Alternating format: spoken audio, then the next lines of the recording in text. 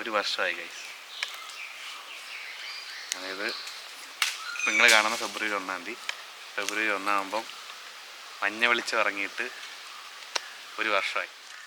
യൂട്യൂബിൽ 764 വ്യൂസ് കിട്ടിയ ഒരു വീഡിയോയ്ക്ക് ബിഹൈൻഡ് ദ സീൻസ് ചെയ്യാൻ വന്നിരിക്കുന്നത് ഇത്തിരി കോമഡിയാണെന്നറിയാം. പക്ഷേ നമുക്കിത് കുറച്ച് പേഴ്സണലാണ് കാര്യം. ഞാനും അഭിഷേകും ഇതിന് പുറകിൽ എപ്പോഴും നമ്മൾ രണ്ടുപേരേ ഉണ്ടായിട്ടുള്ളൂ, അവനും ഞാനും, വേറെ ആരുമില്ല.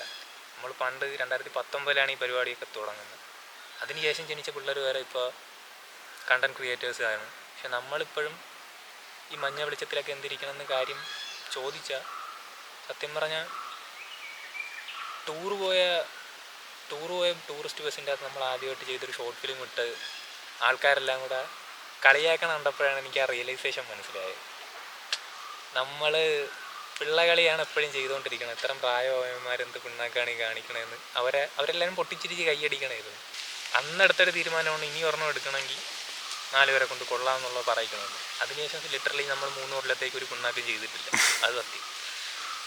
പിന്നെയാണ് ഒരു 2024 സമയം നമ്മൾ അപ്രന്റീഷിപ്പ് ചെയ്യുന്ന ടൈമായിരുന്നു. അപ്പോഴാണ് ഈ എന്നും രാത്രി പോയിട്ട് വരുമ്പോഴത്തേക്കും ഈ മഞ്ഞ വെളിച്ചം എപ്പോഴും ഇങ്ങനെ പോസ്റ്റിലുള്ള ഈ LED ബൾബുകളല്ലാതെ ഹാലിജൻ ബൾബുകൾ കണ്ടു തുടങ്ങുന്ന ഒരു ടൈം രാത്രി. കാരണം ഞാൻ രാത്രി അധികം പുറത്തു പോകാറില്ല. ആ ഒരു ടൈമിലാണ് എനിക്ക് ഈ മഞ്ഞ വെളിച്ചം ഒന്ന് വീഡിയോ എടുക്കണമെന്നായിരുന്നു ആഗ്രഹം, ഫസ്റ്റ് ആഗ്രഹം. ആ സമയത്തൊരു പുതിയൊരു ഫോൺ വാങ്ങണ ഒരു പരിപാടി ഉണ്ടായിരുന്നു. അങ്ങനെയാണ് ഞാൻ പുതിയൊരു ഫോൺ എടുത്തത്, നെക്റ്റിംഗ് ഫോൺ. ആ ഫോൺ എടുക്കുന്നതിന് മുമ്പേ വെറുതെ ഒരു വീഡിയോ എടുക്കണ്ടല്ല, ജസ്റ്റ് ഒരു കഥയാക്കി തന്നെ എടുക്കാം നമുക്ക്, എന്നിട്ട് നമ്മളെ യൂട്യൂബ് ചാനൽ ഇടാന്നുള്ളൊരു മൈൻഡിലാണ് ആദ്യം ഇത് എടുക്കണം. മഞ്ഞ വെളിച്ചത്തിന് ശേഷം അപ്പോൾ നമ്മൾ 2 പ്രോജക്റ്റ് ചെയ്തു. ഒന്ന് റിലീസായി, ഒന്ന് റിലീസായില്ല. പക്ഷേ സ്റ്റിൽ നമ്മളെ ചാനലിൽ നമുക്ക് രണ്ടുപേർക്ക് ഇഷ്ടപ്പെട്ട ഒരു വീഡിയോ ആണ് മഞ്ഞ വെളിച്ചം. എനിക്ക് തോന്നുന്നു സെപ്റ്റംബറിലാണ്, 2024 സെപ്റ്റംബറിലാണ് അബൈ എന്നോട് ഈ കഥ പറയണത്, ഈ മഞ്ഞ വെളിച്ചത്തിൻ്റെ. അത് കാരണമെന്ന് വെച്ച് കഴിഞ്ഞാൽ അപ്പോഴാണ് അവൻ്റെ നത്തിങ് ഫോൺ എടുക്കുന്നത്, നത്തിങ് 2A. മീൻസ് അതുവരെ എൻ്റെ ഫോണിലാണ് ഷൂട്ട് ചെയ്തുകൊണ്ടിരുന്നത്. അപ്പോൾ അത് കഴിഞ്ഞ് ഇതെടുത്തപ്പോഴത്തേക്കടാ ഫോണിൻ്റെ ക്യാമറ ടെസ്റ്റ് ചെയ്യണ്ടേ, അപ്പം നമുക്കെന്ത് ഷൂട്ട് ചെയ്യണ്ടേന്ന് പറഞ്ഞിട്ട് അങ്ങനെ ഉണ്ടാക്കിയ കഥയാണ് മഞ്ഞ വെളിച്ചം. അപ്പോൾ അവനോട് ഒരു ദിവസം വിളിച്ചിട്ട് ഇങ്ങനെ ചെയ്യണം, അപ്പം ഇങ്ങനെ കഥ പറഞ്ഞു, ഇങ്ങനെയാണെന്ന് പറഞ്ഞു. സാധാരണ നമ്മൾ ചെയ്യുന്ന കഥ നമ്മൾ തമ്മിൽ അങ്ങനെ കഥയൊന്നും പറയാറില്ല. അപ്പോൾ ഒരു ലൈൻ പറയും, ഞാൻ അത് കേൾക്കും, ആ ഒരു കണക്ഷനിലങ്ങ് ബാക്കി ഷൂട്ട് ചെയ്യും, എന്നാന്ന് പറഞ്ഞ് ഷൂട്ട് ചെയ്യും. പാതി സാധനങ്ങൾ ഷൂട്ട് ചെയ്തിട്ടാണ് ഡയലോഗ് പോലും പറഞ്ഞു തരണത്. അങ്ങനെയാണ് നമ്മൾ തമ്മിൽ വർക്ക് ചെയ്യണത്. അങ്ങനെ തുടങ്ങി വെച്ചൊരു പ്രൊജക്റ്റാണ്. പതുക്കെ അതിൽ കഥ കുറച്ചുകൂടെ വലുതായി. പിന്നെ അതൊരു നല്ല രസമുള്ളൊരു സാധനമായി. അതൊരു സയൻസ് ഫിക്ഷൻ കൈൻഡ് ഓഫ് സാധനമായി.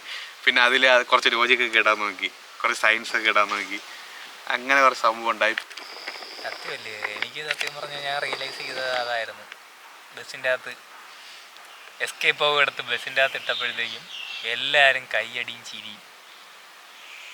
അത് അന്ന് ഞാൻ സത്യം പറഞ്ഞ മനസ്സിൽ വിചാരിച്ചു, ഇനി ഒരെണ്ണം എല്ലാവരും എടുത്ത് ഇവരെ കൊണ്ട് നല്ലത് പറയിക്കണം, അത്രയേ ഉള്ളൂ. ജസ്റ്റ് സൂപ്പറാ നിങ്ങൾ സിനിമ എടുത്തെന്നല്ല, എന്താ കൊള്ളാടാ എന്ന് വെച്ചാൽ എന്താടാ ചെയ്ത് വെച്ചേക്കണേന്ന് മനസ്സിൽ ആലോചിച്ചിട്ട് ആടാ കൊള്ളാം എന്ന് പറയണമല്ലാതെ സാധനം കൊള്ളാൻ കിട്ടാം അങ്ങനെ പറഞ്ഞിട്ടുണ്ട്. മഞ്ഞ വെളിച്ചത്തിൻ്റെ എനിക്ക് ഭയങ്കര പേഴ്സണലായിട്ട് തോന്നിയ കാര്യമാണ്.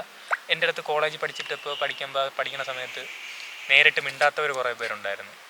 അവരൊക്കെ ശരിക്കും പറഞ്ഞാൽ ഇത് കണ്ടിട്ട് എടാ സാധനം കൊള്ളാം, ഐറ്റം കൊള്ളാമെന്ന് അഭിഷേകിൻ്റെ അടുത്തും എൻ്റെ അടുത്തും പറയുന്ന രീതിയിലായിരുന്നു. അത് കേട്ടപ്പോഴാണ് എനിക്ക് സത്യം പറഞ്ഞാൽ ഓക്കെ ഐറ്റം വിജയിച്ച് എന്ന് തോന്നിയത്, എസ്പെഷ്യലി എൻ്റെ ചേട്ടൻ. അപ്പോൾ അങ്ങനെ അവന് തോന്നിയ ആ ഒരു ഐഡിയന്ന് അതൊരു കഥയായി. അതൊരു മീൻസ് ഡോക്യുമെൻ്ററി സ്റ്റൈൽ എടുക്കണമെന്നൊരു ആഗ്രഹം തോന്നി. എനിക്കിപ്പോഴും ഓർമ്മയുണ്ട്, തമ്പാനൂർ മനോരമയുടെ അടുത്തായിട്ടൊക്കെ ഒരു ചായക്കട, അവിടെ എന്നിട്ടാണ് അവൻ്റെ കർണാടക എങ്ങനെയാണ് കഥ, നമുക്കിത് 4:3 സ്റ്റൈലിൽ ഡോക്യുമെൻ്ററി ആയിട്ട് എടുക്കുക എന്നൊക്കെ പറഞ്ഞ് ജസ്റ്റ് ഷൂട്ട് തുടങ്ങാമെന്ന് പറഞ്ഞ് അങ്ങനെ സ്റ്റാർട്ട് ചെയ്തു. അങ്ങനെ എൻ്റെ വീട്ടിൽ ലൈറ്റൊന്നുമില്ല, കമ്പ്യൂട്ടറിൽ മറ്റേ നിങ്ങളിപ്പോൾ ശ്രദ്ധിച്ചു കഴിഞ്ഞാൽ കാണാം, അതായത് മഞ്ഞയും ചുവപ്പോ കാണിക്കുന്നത് സത്യം പറഞ്ഞാൽ ലൈറ്റ് വെച്ചങ്ങനെയൊന്നുമല്ല. എൻ്റെ കമ്പ്യൂട്ടറിൽ ഗൂഗിളിൽ കയറിയിട്ട് red image, yellow image, green image എന്നൊക്കെ ടൈപ്പ് ചെയ്തിട്ടിട്ട് ആ സ്ക്രീനിൽ വരുന്ന വെട്ടം മുഖത്തടിച്ചിട്ടാണ് ഷൂട്ട് ചെയ്തുകൊണ്ടിരിക്കുന്നത്. ആ ഫുൾ ഫസ്റ്റ് ആ ഒരു നരേഷൻ സീക്വൻറ്റിൽ കാണുന്ന മുഖത്തടിക്കുന്ന ചുവപ്പ് ലൈറ്റാവട്ടെ മഞ്ഞ ലൈറ്റാവട്ടെ എക്സ്ട്രാ ലൈറ്റിംഗ് ഒന്നും ഇല്ല, എല്ലാം DIY സ്റ്റെപ്പുകളാണ്. ഷൂട്ട് ചെയ്യുന്ന വെച്ചാൽ റാൻഡമായിട്ട്, അതായത് അപ്പം ലൈക്ക് ഡയലോഗ് എഴുതുന്നു, 4 ടേക്ക് എടുത്ത് 4 ടേക്കിൽ 4 ഡയലോഗ് ആയിരിക്കും. പിന്നെ ഇത് ഡബ്ബിങ്ങിലായിരിക്കും ശരിയാക്കുന്നത്. ആദ്യം ഡബ്ബിങ് ചെയ്തത് ഈ മഞ്ഞ വെളിച്ചത്തിലാണ്. ഡബ്ബിങ് ചെയ്തത് എൻ്റെ ഫോണിൽ ചെയ്ത് കമ്പ്യൂട്ടറിൽ ചെയ്തതാണ്. പിന്നെ നമ്മൾ ആദ്യമായിട്ട് ഫുൾ ഫ്ലെഡ്ജായിട്ട് പുറത്ത് പോയിട്ട് ഷൂട്ട് ചെയ്ത, അതായത് രാത്രി വരെയൊക്കെ നിന്ന് പുറത്ത് പോയിട്ട് ഷൂട്ട് ചെയ്തത്, മഞ്ഞ വെളിച്ചം അല്ലെങ്കിൽ ഇരുട്ട് വേണ്ട സബ്ജക്റ്റ് ആയതുകൊണ്ട് തന്നെ ഇത് അപ്രന്റീസ്ഷിപ്പിന് പോയിക്കൊണ്ടിരിക്കണം. അപ്പോൾ 6 മണിക്ക് ഷിഫ്റ്റ് കഴിയും. അത് കഴിഞ്ഞിട്ട് രാത്രി കറങ്ങി നടക്കും. അതായത് ഇരുട്ട് വരുന്നവരെ കറങ്ങി നടന്നിട്ട് ഇരുട്ട് കഴിഞ്ഞിട്ട് ഇറങ്ങുന്ന ഒരു ബ്ലാക്ക് മാൻ ടൈപ്പ് ആയിരുന്നു 2-3 മാസം നമ്മളങ്ങനെ. ഇതിൻ്റെ മെയിൻ ആയിട്ടുള്ള ഈ കളർ പരിപാടിയൊക്കെ ഞാൻ ചെയ്തതിന് ശേഷം പിന്നെ എഡിറ്റ് ചെയ്യാൻ കൊടുത്തതെന്ന് പറഞ്ഞാൽ അഭിഷേക് തന്നെയായിരുന്നു കംപ്ലീറ്റ് എഡിറ്റ് ചെയ്തത്. അപ്പോൾ ആ സമയത്ത് മൊത്തം എനിക്ക് ചിത്രാഞ്ജലിയിൽ ഡ്യൂട്ടി ഉണ്ടായിരുന്നതുകൊണ്ട് ഞാൻ കംപ്ലീറ്റ് സ്റ്റുഡിയോയിലായിരിക്കും. അപ്പോൾ അവൻ ഫോൺ വിളിക്കും, ഞാൻ ഫോൺ വിളിച്ചിട്ട് അങ്ങനെ ചേട്ടാ ഇങ്ങനെ ചേട്ടാ, ഞാൻ പറയാം അങ്ങനെ കട്ട് ചെയ്യും. ഈ ഹിന്ദിക്കാരൻ ഇതിൽ മെയിനായിട്ട് വേണ്ടതെന്ന് പറഞ്ഞാൽ ഒരു ഹിന്ദിക്കാരനായിരുന്നു. അപ്പോൾ ഹിന്ദിക്കാരന് എനിക്കാണെങ്കിൽ ഹിന്ദി അറിയാൻ പാടില്ല, അല്ലെങ്കിൽ ഞാൻ തന്നെ ഹിന്ദി പറഞ്ഞ് അഭിനയിക്കുക എന്നുള്ള മട്ട് വരെ എത്തി.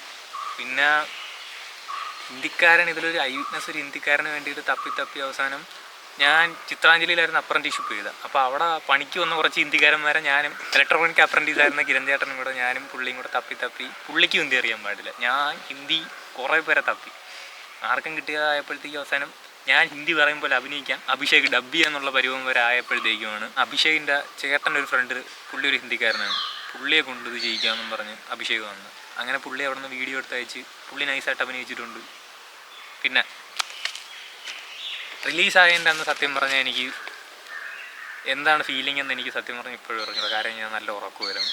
കാര്യം 2024 ഡിസംബർ 31 ന്യൂ ഇയറിൻ്റെ അന്ന് ഞാനും അവനും കൂടെ കോവളത്ത് നിന്നുകൊണ്ടാണ് ഈ പരിപാടി മൊത്തം ഈ ഒരു കൊല്ലം ന്യൂ ഇയർ റെസൊല്യൂഷൻ എന്നൊക്കെ പറയില്ലേ, അതായിരുന്നു അതിൻ്റെ ഒരു ഭാഗമായിട്ട് പറഞ്ഞു തുടങ്ങിയതായിരുന്നു. കാര്യം ഈ ജനുവരി ഫസ്റ്റ് വീക്ക് എന്നല്ല, ജനുവരി കംപ്ലീറ്റ് ഒരു സമയമുണ്ട്. ജനുവരിയിൽ നമ്മൾക്ക് ഷൂട്ട് ചെയ്തെല്ലാം തീർക്കണം. കാര്യം ഇതുവരെ നമ്മൾ ഒന്നും പ്ലാൻ ചെയ്തിട്ടില്ല. ഇതെങ്കിലും ഒരെണ്ണം പ്ലാൻ ചെയ്യണമെന്നുള്ള ആ രീതിയിൽ ജനുവരിയിൽ നമുക്കിത് കംപ്ലീറ്റ് ഷൂട്ട് ചെയ്ത് തീർക്കണം. ജനുവരി 30-ാം തീയതി റിലീസ് ചെയ്യണമെന്നുള്ളൊരു മൈൻഡായിരുന്നു. അൺഫോർച്ചുനേറ്റ്ലി നമ്മൾ ആ ഒരു കാര്യങ്ങൾ ചെയ്ത രീതി പിന്നെ നമുക്ക് തിരക്കായതുകൊണ്ടും ജനുവരി 30 എന്നുള്ളത് ഫെബ്രുവരി 1 പോയെങ്കിലും ഓക്കെ, നമ്മൾ പറഞ്ഞ ഓടി 1 മാസത്തിനുള്ളിൽ എല്ലാ പരിപാടിയും തീർത്ത് ഐറ്റം ഇറക്കി. പിന്നെ ഞാൻ സത്യം പറഞ്ഞാൽ എപ്പോഴും ദൈവത്തിന് നന്ദി പറയണേക്കാട്ടിയും കൂടുതൽ സഹായിക്കുന്ന മനുഷ്യർക്കാണ് എപ്പോഴും നന്ദി പറയണം. അപ്പോൾ എനിക്കിതിലെടുത്തേലും നന്ദി പറയാനുള്ളത് ഇപ്പോഴും മനുഷ്യരുടെ അടുത്ത് മാത്രമേ ഉള്ളൂ. എഡ്വിൻ പണ്ട് തൊട്ടേ എന്ത് പൊട്ടത്തരം ചെയ്താലും ഇത്ര ക്യാമറ ഷൈയുള്ളൊരുത്തനാണ്, വന്ന് നിന്ന് ഭയങ്കര സഹായമാണ്. നമ്മൾ അവൻ്റെ അടുത്ത് മുമ്പേ ഒരു കാര്യവും പറഞ്ഞിട്ടില്ലായിരുന്നു. പക്ഷേ നമ്മൾ അവൻ്റെ വീട്ടിൻ്റെ ഏറെക്കുറെ അടുത്ത് മഞ്ഞ വെട്ടം കിട്ടിയില്ല. ഓൾമോസ്റ്റ് ഒരു വെള്ള വെട്ടം തന്നെയായിരുന്നു. പക്ഷേ നമ്മൾ മഞ്ഞ ഗ്ലാസ് പേപ്പറൊക്കെ വെച്ച് അഡ്ജസ്റ്റ് ചെയ്താണ് ഷൂട്ട് ചെയ്തത്. അപ്പോൾ അന്ന് അവന് വേണമെന്നുള്ളൊരു തോന്നി. ഒരാൾ വേണം, നമുക്ക് അഭിനയിക്കാൻ 5 പേരോളം വേണമായിരുന്നു. അപ്പോൾ നമ്മളെ കസ്റ്റഡിയിലില്ല 5 പേര്. അപ്പോൾ എത്രയും പെട്ടെന്ന് നമ്മൾ ഈസിലി അക്സസിബിൾ ആയിട്ടുള്ള ഒരാളാണ് എഡ്വിൻ. അവന് ഇത്ര മടിയാണ്, ക്യാമറ ഷൈ ആണെങ്കിൽ നമ്മൾ വിളിച്ചാൽ വരും. അന്ന് രാത്രി അവൻ്റെ വീട്ടിൻ്റെ ഏറെക്കുറെ അടുത്ത് ചെന്നിട്ട് അവനെ ഫോൺ വിളിച്ച് എടാ ഇങ്ങനൊരു പരിപാടി ഉണ്ടെന്ന് വരാമോ എന്ന് പറഞ്ഞ് വേറൊന്നും ചോദിച്ചില്ല. അവൻ രാത്രി ഇറങ്ങി വരികയാണ് ചെയ്തത്. പക്ഷെ അവനെയും കൊണ്ട് നെടുമങ്ങാട് പോയിട്ടാണ് ഷൂട്ട് ചെയ്തത്. അവൻ കൂടെ വന്നു, അവനെപ്പോഴും ഫുൾ ഓണായിട്ട് ഓക്കെ ആയിട്ട് കൂടെ നിൽക്കും. പിന്നുള്ളത് നമ്മളെ മണിയൻ അക്ഷയ്ക്ക് ഇതിൽ അഭിനയിക്കാനൊരു റോളുണ്ടായിരുന്നു. പക്ഷേ അവന് അൺഫോർച്ചുനേറ്റ്ലി പറ്റിയില്ല. പക്ഷേ അവൻ കാരണം ആ ക്ലൈമാക്സ് ഷൂട്ട് ചെയ്യാനുള്ള അതിന് നമുക്ക് ക്ലൈമാക്സ് ഷൂട്ട് ചെയ്യാൻ ഗ്ലാസ് പേപ്പറൊന്നും വെച്ച് ഷൂട്ട് ചെയ്താൽ ശരിയാകത്തില്ലായിരുന്നു. ഒറിജിനൽ ഒരു ഹാലിജൻ ബൾബ് തന്നെ വേണമായിരുന്നു. അപ്പോൾ എൻ്റെ അറിവിൽ ഇവിടെ നെടുമങ്ങാടുള്ള ലൈറ്റ് അല്ലാതെ വേറൊരു ലൈറ്റും കറക്റ്റായിട്ടൊരു ബൾബ് കിട്ടിയില്ല. പിന്നെ ഉള്ളത് ഞാൻ നോക്കിയ കൾട്രോണിൻ്റെ അകത്താണ്. അതിൻ്റെ അകത്തൊക്കെ കയറി എടുത്താൽ പിന്നെ നമ്മളെ പിന്നെ നോക്കിയിട്ട് കാര്യമില്ല. അപ്പോഴാണ് അക്ഷയ് ഇങ്ങനൊരു ലൈറ്റ് ഉണ്ടോ അവിടെ പോയി നോക്ക്, അവന് പരിചയമുള്ളൊരു സ്ഥലമുണ്ട്, നിങ്ങൾ പോയി നോക്ക്. അവൻ സ്ഥലമൊക്കെ പറഞ്ഞു തന്നിട്ട് അവൻ്റെ ഒരു റെക്കമെൻഡേഷനിലായിരുന്നു ആ ക്ലൈമാക്സ് ഷൂട്ട് ചെയ്ത സ്ഥലം നമ്മൾ കണ്ടുപിടിച്ചതും ഷൂട്ട് ചെയ്തതും.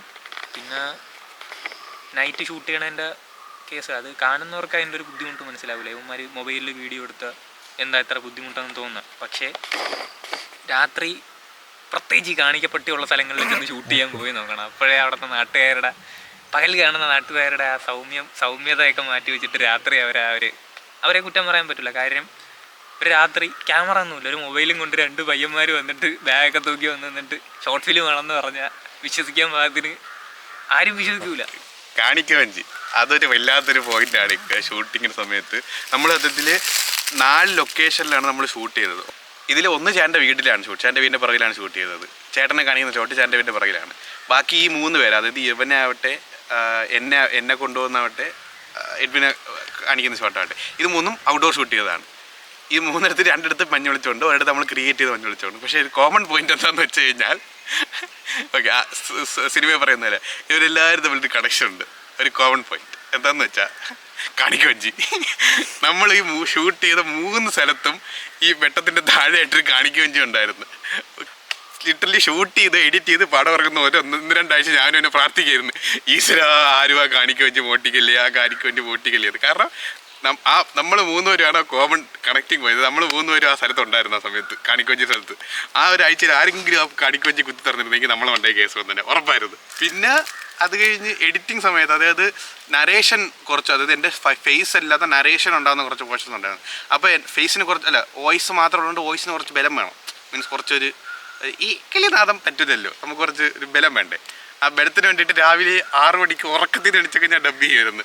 അത് നേരെ ലാസ്റ്റ് ഒരു പോർഷൻ ഉണ്ട്, അതായത് ഞാൻ എന്നെ കടത്തിക്കൊണ്ട് പോയതിന് മുമ്പായിട്ടൊരു ചെറിയൊരു പോർഷനുണ്ട്. ആ ഒരു ഡയലോഗ്, അതായത് അവസാനം പറയുന്ന ഒരു പോർഷനുണ്ട്. അതായത് ഈ അവർക്ക് മഞ്ഞ വെളിച്ചത്തിന് ചുറ്റും കറങ്ങുന്ന ഒരു പ്രാണികളാണ് നമ്മളെന്നൊക്കെ പറയുന്നൊരു ഒരു മോണലോഗുണ്ട്. ആ മോണലോഗ് കട്ടി വേണം, ബിക്കോസ് അതൊരു ഹോൾ പോയിന്റ് ഓഫ് ദി കഥ ആ മോണലോഗിലാണ് ഇരിക്കുന്നത്. അപ്പോൾ അത് കട്ടി വേണം.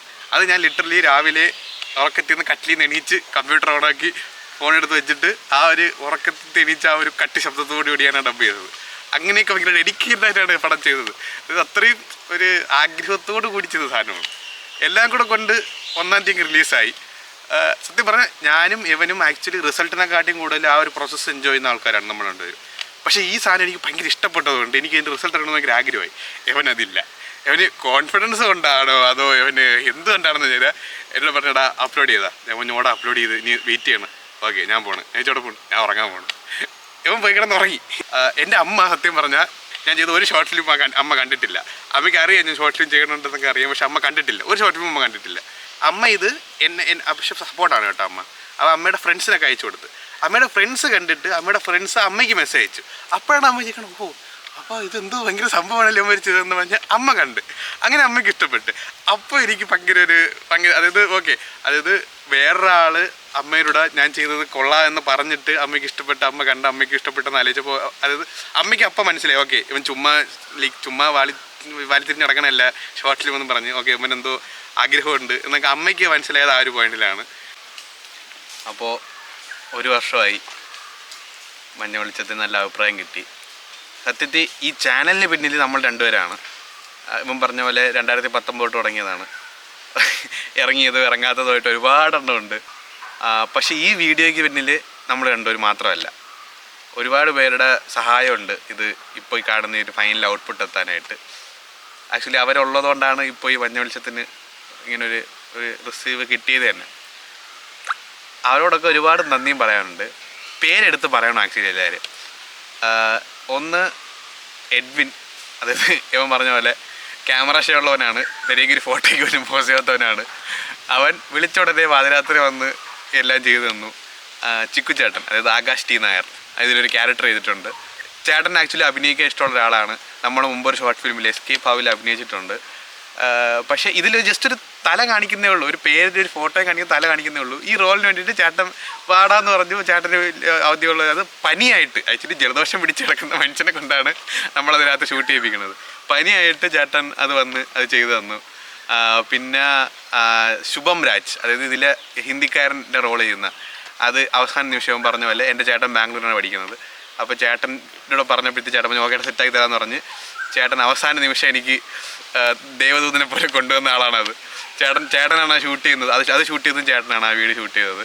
ഞാൻ ജസ്റ്റ് ഡയലോഗ് ഹിന്ദിയിൽ പറഞ്ഞു കൊടുത്തു. ചേട്ടൻ അത് ചേട്ടനോട് രീതിയിൽ ചേട്ടൻ ഒന്ന് ടാലി ചെയ്ത് ചേട്ടൻ പറഞ്ഞു കൊടുത്തു, എടുത്തു തന്നു.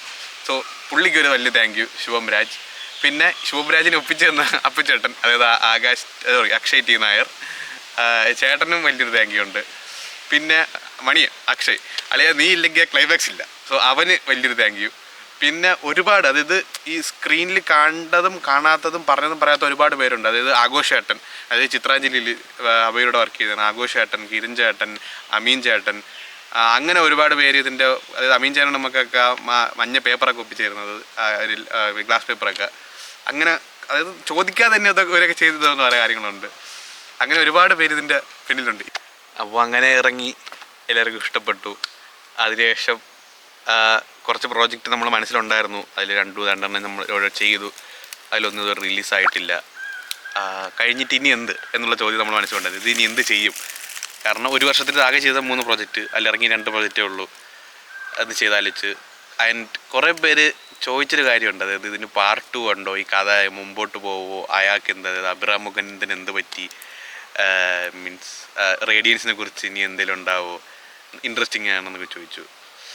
പാർട്ട് 2 ഉണ്ടോയെന്ന് ചോദിച്ചാൽ